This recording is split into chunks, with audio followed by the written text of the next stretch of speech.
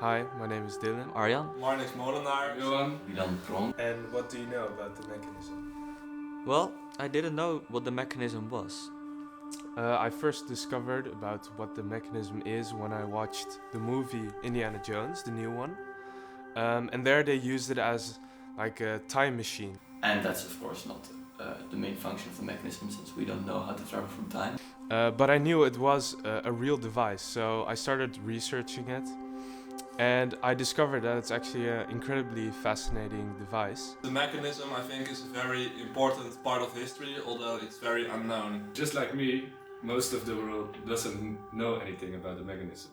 Most people just don't know that there could be a thing that was so advanced, which then later diminished from history and now has been found again. And I think most people should know about it. So that's why we're making this documentary.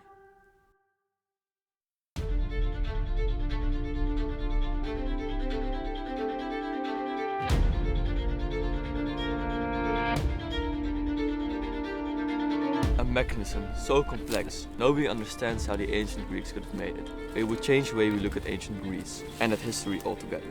It truly is a marvel of ancient times.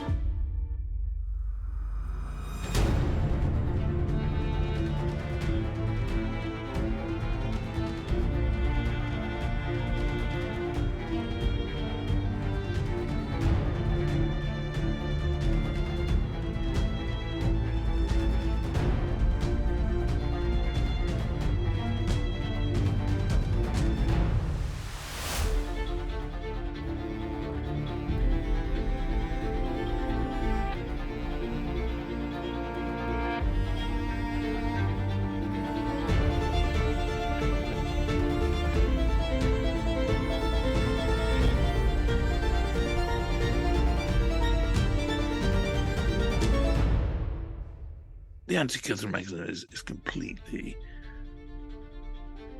unbelievable. Completely, if it hadn't been found, we would be making assumptions about Greek technology that were completely incorrect, that it was rudimentary and basic, and it wasn't.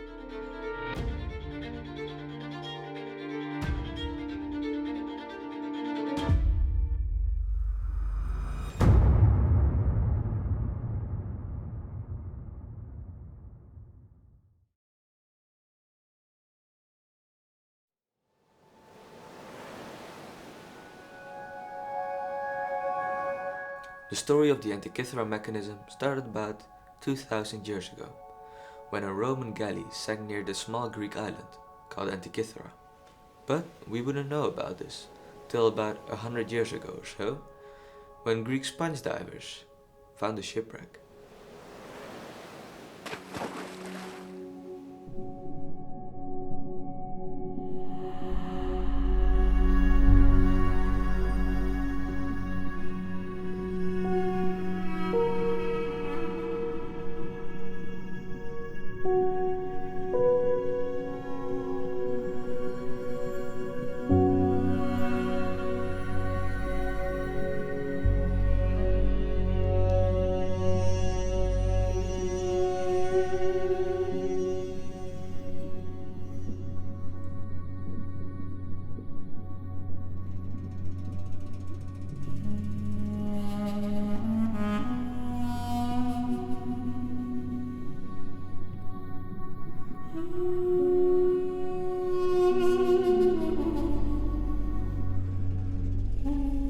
The sponge divers didn't find a graveyard.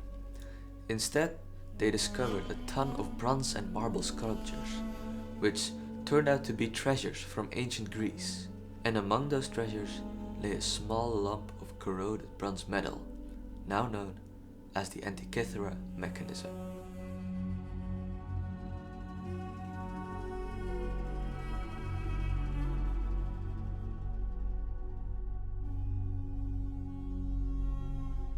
To be able to understand how the ancient Greeks made such a genius device, we need to go back 24 years, to the year 2000. In the year 2000, a group of scientists formed by Professor Mike Edmonds started researching the mechanism, trying to discover the hidden features in that lump of metal. A major part of this research was led by Dr. Tony Freeth, whom we had the honor of interviewing. My name's Tony Freeth.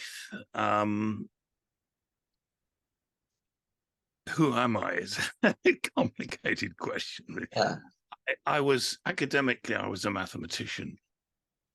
And then somebody I knew who's a professor of astronomy asked me if I've ever heard about the Antikythera Mechanism. And I hadn't heard about it. When he told me what it was, I was surprised that I hadn't heard about it. It seemed to me of such significance and importance that I should have heard about it, just as somebody interested in mathematics and science, I should have heard it. But that was in the year 2000, so that's some time ago now. And he wanted to make a documentary film about it. I was a documentary filmmaker. And we tried to get interest for a documentary film.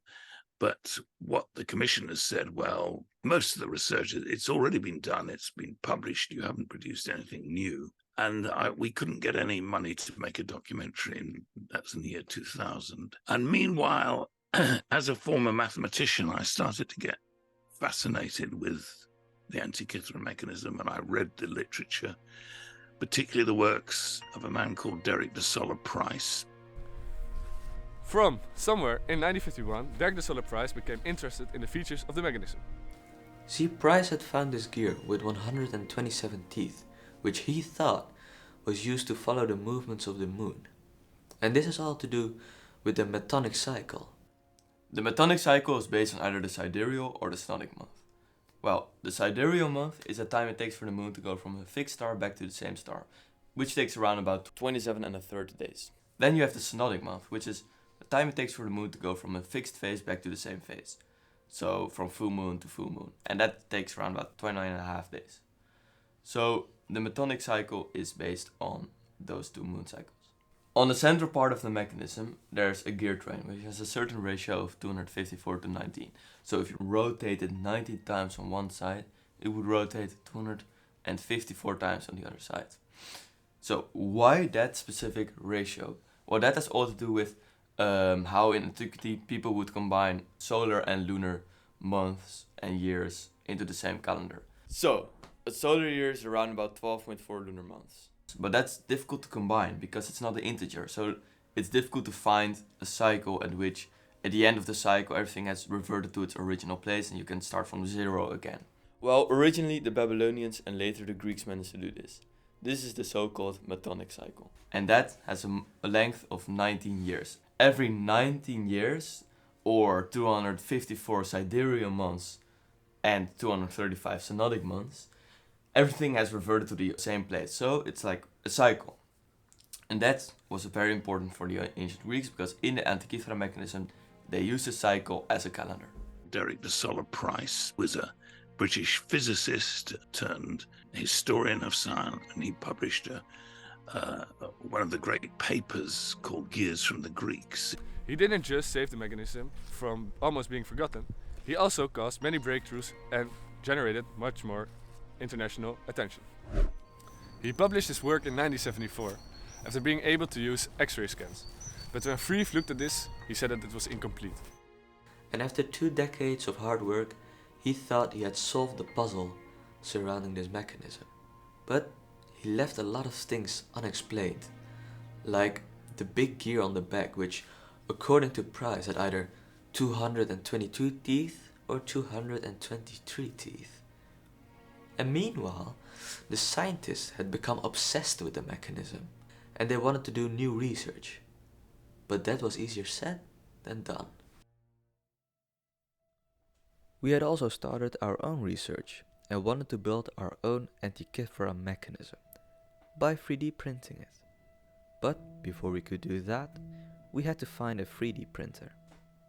Well, our school has a 3D printer that we could use. And let's just say that printer wasn't the best. Some of the parts we had were too large for the build plate, so we couldn't even print them there.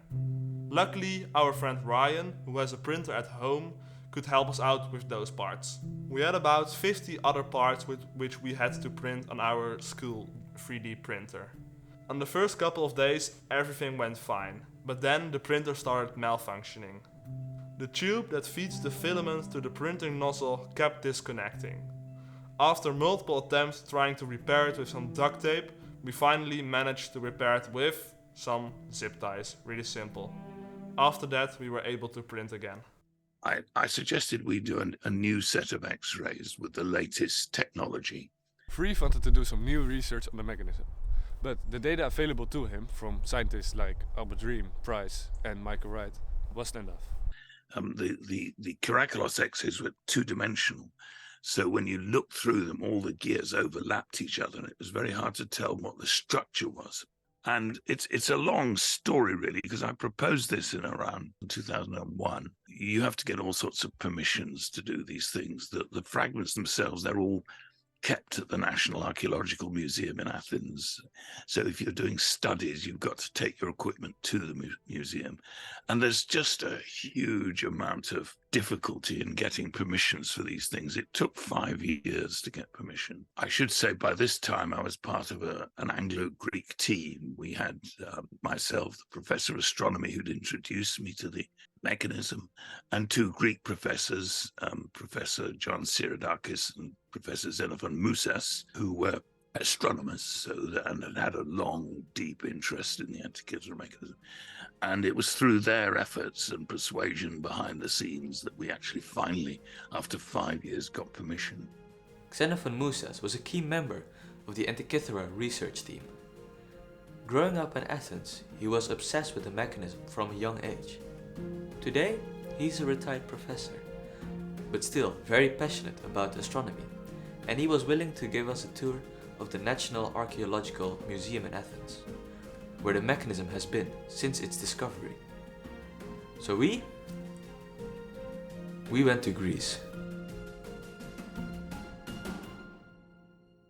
So we went to Greece on invitation of Xenophon Moussas, a friend of Tony Freeth, and he was willing to show us where the mechanism was located and also give us a tour around the museum. And it was very interesting because Xenophon Moussas is of course an expert who could tell us a lot of different things about the mechanism. He showed us around and he told us all these interesting facts about the stuff being displayed there. For example, there was this 8,000-year-old wall with these spirals, and he told us it represented life, time, and the rays of the sun. And this same spiral, he told, was also present on the metonic cycle, on the mechanism. So this was all very interesting. He told us as well about the mechanism itself, and he showed it. He showed us the different kinds of inscriptions on the mechanism. He told us a lot of details about it. When you read a lot about the mechanism, you don't quite learn the different details as well as when you're like with experts on the subject. And when I saw it in person, it was way smaller than I thought. And it amazed me even more of how intricate, complicated, and compact this mechanism was. And after the mechanism, we went downstairs to the garden. I am an astronomer, a professor at the University of Athens, now retired due to age. Since I was a child, and in fact, sitting at times at this very bench, looking at these statues from the shipwreck, I always had in mind Antikythera Mechanism, because since I was 10 or 12, my hobby was astronomy. Well, mathematics was my first love, let's say, and still is. I always wonder why on earth humans 20-something centuries ago could have any interest in astronomy. Totally wrong question, of course. Yeah. I mean, I only understood that much later, that we need astronomy to travel and for agriculture. We have been very, very lucky to persuade the Minister of Culture, the Deputy Minister, in fact, not he was in charge, to give us the license to study the mechanism, because this was extremely different. I remember very well it was the 6th of December 2004 that I persuaded Mr. Tatoulis, his name, a medical doctor, a very clever person. He knew quite well what the mechanism was, and we managed to have the license. With the license, the team were able to start gathering new data from the mechanism, and we were also making progress. With every part now printed of our own mechanism, we were ready to give them some nice colors. Now, the spray painting part was actually quite fun. Me, Arjan and Johan had quite a good system going. Since every part had a color assigned based on its function, Arjan was able to sort them and bring them to me. When Arjan gave me those parts, I made sure they were ready to be spray painted, so I cleaned them with isopropyl alcohol. Then I brought them outside to Johan, who could start spray painting them. Finally, we let the parts rest, and the next morning Arjan spray painted the second coating on them. In these moments, when you are all working in harmony, you just feel that all the tough moments have been worth it. Unfortunately for us, it would only get harder from there. I ordered screws and bearings online, but they got delayed in the mail. With the screws and bearings arriving 2 weeks later than planned, we needed to hurry up. Because the school would close in 9 days, and we needed to finish the build before then. See, we needed to finish the build before the winter break, because our project deadline is straight after the winter break, meant that if we broke apart during the winter break, we would be unable to reach the deadline and we would be screwed. With time not on our side, we needed to get building fast. But it was difficult, because it's not easy to recreate something as marvelous as the Antikythera Mechanism.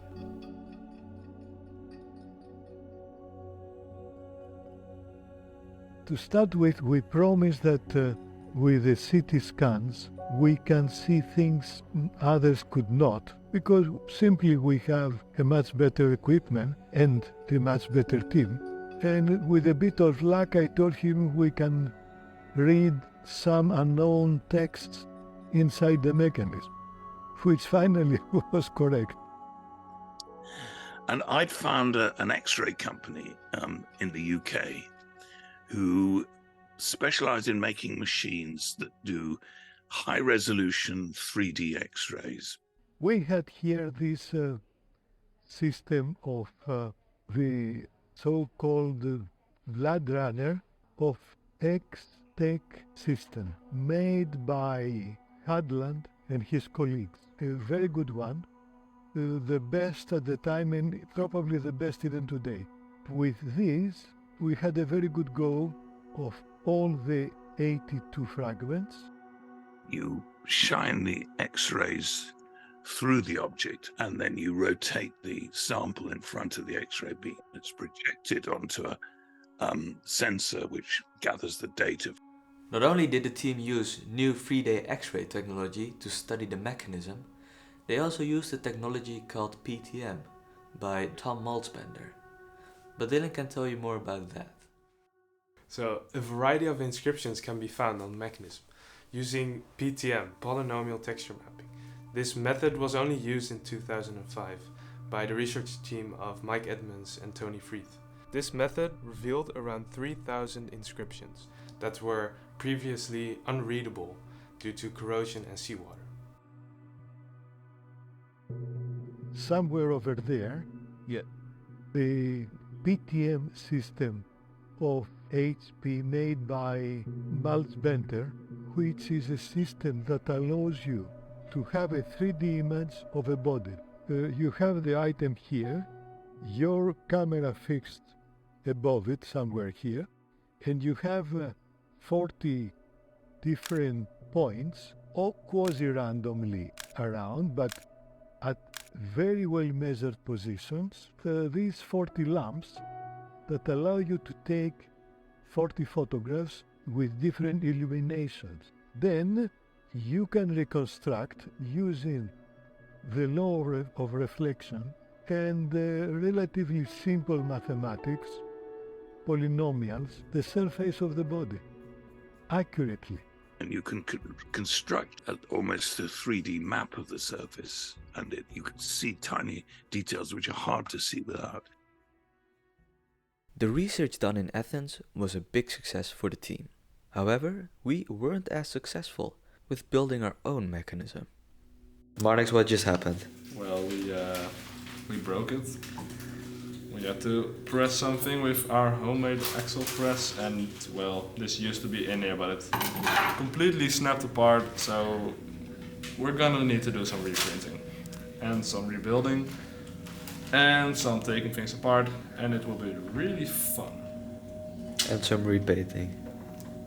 And some repainting, of course. However, it was a Friday evening, and school wouldn't open until Monday morning. And the gear we broke was quite big, so the print would take all day. After that, we'd have to repaint the print on Monday evening and give it a second coat on Tuesday morning, meaning we couldn't work on the build until Tuesday afternoon. So, with virtually 3 days left to finish our build, things were getting really tight.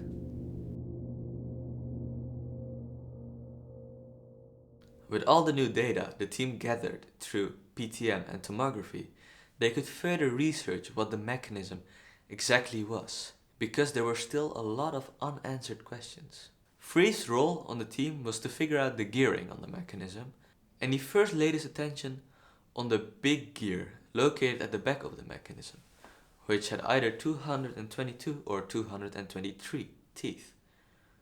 And there was a lot more to this gear than you might think. One thing I started with was this, which is called fragment F. When you start to look at it, you see virtually nothing, and then you start to see scales inside it, and then you start to see text, and you start to see scale divisions within the scales. This could be put together with some more scale divisions, which you won't be able to see on this, but they're around here. I could put these fragments all together. You know, they go together roughly like that. It was a dial with 4 turns, and it's at the lower back of the machine. It's got 4 turns. If you want to know what a dial does, and you've got scale divisions, you count the scale divisions. It's just the obvious thing to do. It was clear that there was roughly between 220 and 225 scale divisions around the dial. And the pattern of the scale divisions between the different rings indicated that it was a number that was mathematically of the form 4n plus 3. And the only number between 220 and 225 that is of that form is 223. What is 223? Well, 223, a number from actually 7th century BC Babylonian astronomy, is a number associated with eclipse prediction. Star cycle is used to predict eclipses. There's a lot of different movements a moon makes, which decide when an eclipse would take place. And these different movements can be made into cycles, which when they coincide, it would mean there's an eclipse. Well, taking into account these different factors, around about once every 223 months, there's an eclipse. So if you're at a certain place on Earth, 223 months later, there will be an eclipse. However, because of the 8 hours, it would mean it would be a third of the Earth's circumference to the west.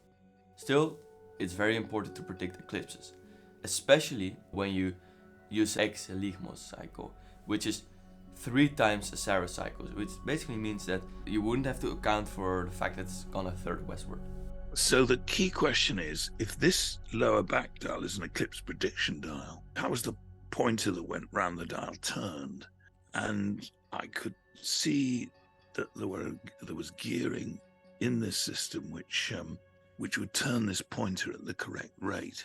If you look at, this is the back of the main fragment, fragment A, and here, this big gear here is a 223 tooth gear, which is necessary for the so-called Saros eclipse prediction cycle. But you'll also see that here, there's some gears attached to it. They look like to be 2 small gears attached to the back of this large gear. In fact, there are 4 gears there. Price had seen that there were 4 gears in that system, and they just didn't seem to make sense. What I realized, based partly on work by Michael Wright, who'd seen that one of the gears at the back here, the lower back here, there's 2 gears there, and one of them had a pin on its face, which engaged with a slot on the gear above it. And as the pin gear turned, the slot gear also turns. And you'd think, well, that's a useless arrangement. They'll just turn at the same speed. But what Michael Wright had realized was that they turn on slightly eccentric axes. And this means that as the pin gear turns at a constant speed, the slot gear has a slight variation in its rotation. So when the pin is near the outer edge of the slot, the gear rotates slowly. But when the pin is close to the axle of the gear, it rotates faster. But the elliptic rotation of the moon wasn't the only variability the Greeks calculated. They also calculated the shifting of the elliptic rotation of the moon. The thing about the moon is that it does have an elliptical orbit, but that elliptical orbit is not fixed in space. That elliptical orbit precesses round very slowly in a cycle of just under 9 years. So the Greeks developed a beautiful theory to explain this based on so-called epicycles. They said that you can explain the motion of the moon as a big motion with its average speed, to which is added a small motion on a little circle which travels round with a slightly different period relative to the large motion. And this adds this variability. It's a beautiful theory. It's not particularly accurate, but it's a very good theory. Now we understand the Metonic cycle, the Saros cycle, the epicyclic gears, and the pin and slot mechanism. We turn our heads to the front of the mechanism. But before we do that, let's go back to Marnix, who's running into even more problems. So this big gear over here, which also houses the sun gears, was faulty printed. We only have the lower parts of the gears, and this upper part and this tube where a bearing sits in were not printed. And with merely 2 days to go, it is going to be really tight to finish this print. Luckily, when we started working on Thursday, we broke something else again. What happened? Yes, well, the E6 broke. Clean through the middle. This was supposed to be on here, but supposed to be on there, but that broke. So now we have to reprint everything again. With just a bit over 24 hours to go, the race against the clock is getting extremely intense. Now, let's go back to the front of the mechanism. The front of the mechanism, which I'll show you here, that's the main evidence we have, this large 4-spoked wheel. Now, if you look at that, the first thing that the early people like Albert Riem had seen was that in front of this, a fragment called fragment C. Fragment C, as you can see, has 2 scales in it. And the innermost one is a zodiac scale. The mechanism uses a zodiac ring, like the one we know today, with the 12 well-known constellations like Sagittarius and Virgo. These zodiac rings and constellations date back to the ancient Babylonian astronomy in the 7th century BC. With use of this zodiac ring, one could determine and predict the positions and movements of celestial bodies relative to the constellations. The mechanism also uses this zodiac ring to determine these positions. For example, you could say that the moon is between Virgo and Libra on the zodiac scale. Around the zodiac scale was a solar calendar, an Egyptian calendar actually. This calendar was very much liked by the Greek astronomers because it was very regular. It was 365 days long, but the actual year is of course 365.25 days long, but the mechanism compensates for this fact in a very genius way. So it also has a clever device for the outer ring. It's got a ring of holes underneath it, and a pin would have gone into holes, and you could, every 4 years, you could move it round a bit to accommodate for this quarter day. It's another clever system in this very clever mechanism. So the other thing about the front of the mechanism is that if you look at it, there's these spokes, but on the spokes there's lots of little sort of details of bearings and other fittings. And what on earth could these be? Well, Price suggested there might have been a system which calculated the planets on there. but he really didn't make any progress on it. But Michael Wright, who's one of the real pioneers of Antikythera research, he proposed a complex system of planetary gearing that would have been on there. All the gearing's missing, but that would have been on the front of this, and showed that it was possible to construct a whole planetarium at the front that showed the positions of all they knew of 5 planets in the ancient world. This was a huge achievement. I was skeptical about the actual details of it because it seemed to be too complicated. It seemed to just take up too much bulk, really, too much space, and to have a system which I didn't find mechanically very satisfactory. Even though Freeth was skeptical, the newly made X-rays and PTMs proved Wright's theory of the planets being featured on the mechanism to be right. But without one thing that happened with our new X-rays, where they had this remarkable ability to, you see, conventional X-rays just blast through all these fragments. They don't show you any text inside them. But if you do 3D X-rays, so-called tomography, computed tomography, then you can look at a single slice through your objects, and then you can move that slice by tiny amounts, tenths of a millimeter. And these showed us that buried under the surface were the remains of many more text characters. On the back of the mechanism, there are inscriptions found that describe the appearance of these planets, but then by their theophoric and descriptive name, not their Roman name as we know today, for example, Jupiter or Venus. So the description would be the red planet called the Star of Aries, being Mars. Through these inscriptions, researchers could conclude that there were models of planets, date pointers, and dials present on the mechanism. What this plate turned out to be was a cover at the front of the mechanism which described the cycles of the planets. Well, you wouldn't have that unless you included the planets in the mechanism mechanically. And coupled with the fact that there's all these bearings here, it was almost certain that the mechanism had a system of gearing and outputs to display the planets. Now all that was left was to model the planets. So Tony Freeth and his PhD student David Higgin went on to model a gear system for the planets, based on the inscriptions of the mechanism.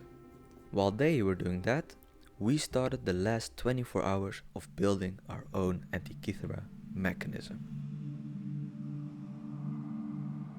So at least the part that we broke on Thursday wasn't that big of a deal. The next morning I went to school extra early, and the rest of that Friday we were able to spend building, because that day it had to be done. After countless of hours working on this project, it all came down to this day. We were behind on schedule and were forced to work through the night.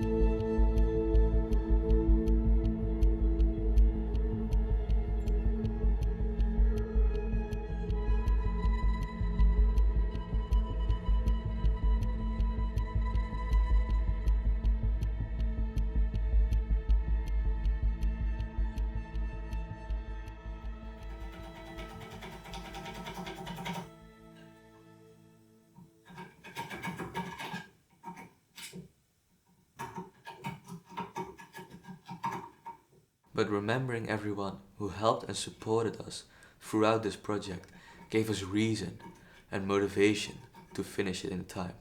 One has to learn how to collaborate, then how to make goals and plans, and how to make them reality after that. Of course, when you have a goal, you have to select the appropriate team. then to create a real bond for the members of the team. Of course, we are humans. We love and we even hate at times. Yeah. But that's life. And never stick to the difficulties. Forget them. And there are always solutions. Especially if there is a team and then more than one brain can work. And after the most hectic couple of months of my life, We did it. we did it.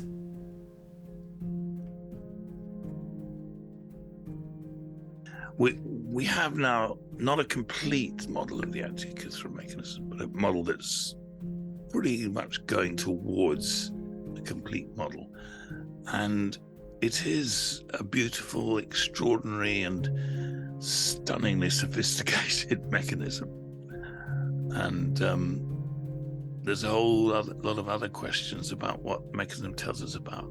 I think the Antikythera mechanism is so special because it tells us that the ancient Greeks had technology way beyond what we had previously believed. We knew that they had gears, but these were crude mechanical gears. But to find in the Antikythera mechanism these so-called precision gears, mathematical gearing, teeth about 1 millimeter long. But not only to find that, but to find that it was calculating, and not in just a direct, straightforward way, but it was using so-called epicyclic systems, gears mounted on other gears, to produce variable outputs in the way it does is completely stunning. And it tells us that the ancient Greeks had abilities far beyond what we could have possibly believed if this device had not been discovered. Well, this project has definitely been an experience. It had its up and downs, but it was enjoyable nonetheless. We all kicked off the project enthusiastic, but when the printer started causing issues, I began to doubt our ability to fix it. Obviously, we all didn't think the project would go flawlessly, but at certain times I thought, well, this project might not go well. It might even end. Especially the 3D printing was difficult, with the printer breaking down multiple times. Building the mechanism was also not the easiest, especially with the filing of a lot of parts to fit, and also a lot of stuff broke down in the process of building. Sure, we may had our fair share of bad luck, lack of knowledge and lack of skill. But we went through every hardship together. You spend most of your time in science failing to solve the problems you're trying to solve. This is universal experience of science. It's all about failure. But then if you're lucky and you are focused enough and persistent enough, you make a breakthrough. And this is a fantastic feeling. You make a real advance. It's just a brilliant feeling. The most significant thing that I learned during our project is all the things that you are able to achieve when you have an efficient team around you. I've realized that communication is the key to success. Listen to each other, but also share your unique insights to the group. We failed together and we learned together. Everyone worked on the parts where they excel at, and this way we were able to create the best product possible. Despite all the struggles, it was still a quite enjoyable project to do, and it was very exciting for me to see this mechanism come together and also see it in action. Together we built something of which we can be really proud. The final product, I believe, is something the entire team can be proud of. Well, I simply think the outcome is remarkable. This is one of the biggest and best projects I've ever worked on, and it's a lot better than I ever thought it could be.